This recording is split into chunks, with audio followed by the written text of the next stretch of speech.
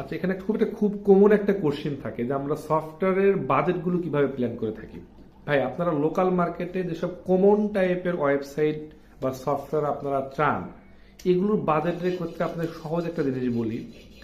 যদি কারো কাছে রেডিমেড কোনো ওয়েবসাইট থাকে বা সফটওয়্যার থাকে, সেইটার প্রাইস আপনি যতই কম বলেন তাতেও দিতে তাদের খুব বেশি সমস্যা হবে না। কিন্তু আপনি এমন একটা ওয়েবসাইট বা এমন একটা সফটওয়্যার আপনি চাচ্ছেন যেটা অ্যাজ ইউজুয়াল সবগুলোর মতো সেম না, একটু ডিফারেন্ট, একটু ইউনিক, যেটা ডেভেলপ করতে হবে স্ক্র্যাচ থেকে, বা এগুলোতে বাজেট একটু বেশি লাগবে। ধরে নেন আপনি একটা ই কমার্স ওয়েবসাইট চাচ্ছেন, আপনি যদি আমাকে বলেন 10,000 টাকা দিয়ে আমার এটা করে দিতে কোনো সমস্যা নেই, কারণ আমি এটা আমার কাছে রেডি করা আছে, আমি আপনাকে দিয়ে দিব।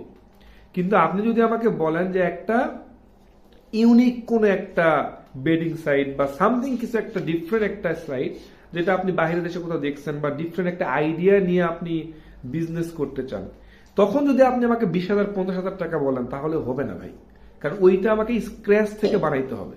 তো বাজেটগুলো আসলে লোকাল কাজগুলোর বাজেট ভাই ডিফারেন্ট, মানে এটার কোনোটার সাথে কোনো মিলবে না, মানে এটা কোনো কিছুর সাথে ম্যাচ করে হয় না আসলে।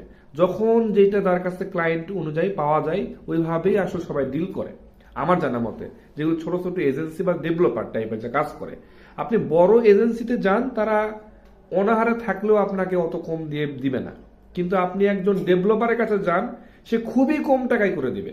আবার আপনি আমাদের মতো একটা এজেন্সির কাছে আসেন, তারা একটু বেশি চার্জ করবে। কেন করে? বিকজ একজন ডেভেলপার সে যতটুকু ইনকাম করবে সেটা সব তার পকেটে যাবে, সে হয়তো নতুন কাজ শিখতেছে। আর একটা এজেন্সি একটা টিম ওয়াইজ কাজ করে, তাকে আপনি ধরতে পারবেন, কোন একটা প্রবলেম হইলে কমপ্লেন করতে পারবেন, তাকে নক করে আপনি না পাইলে কমপ্লেন করতে পারবেন। একটা ডেভেলপারকে আপনি কি খুঁজবেন? তার কোনো এক্সিস্টেন্সই নাই তো ভাই, তাই কোথায় আপনি খুঁজবেন? তাকে আপনি চিনেন? আর একটা এজেন্সি মানে তার ভাই ইউটিউব চ্যানেল আছে, ফেসবুক আছে, তার ওয়েবসাইট আছে, তার একটা বড় টিম আছে। হ্যাঁ, আপনি একটা খারাপ রিভিউ দিলেই তার রিপুটেশনে 12টা বেড়ে যাবে। তো এই জন্য একটা টিম ওয়াইজ কাজ করলে হয়তো ওখানে একটু কস্ট বেশি হইলেও ওখানে একটা ভালো কোয়ালিটি পাওয়া যায়, এবং আপনি যে কোনো প্রবলেম পড়লে সেই প্রবলেমের রেসপন্সটা দ্রুত পাইতে পারেন। তো এই জন্য একদমই কম টাকার জন্য ডেভেলপার যাওয়া উচিত না।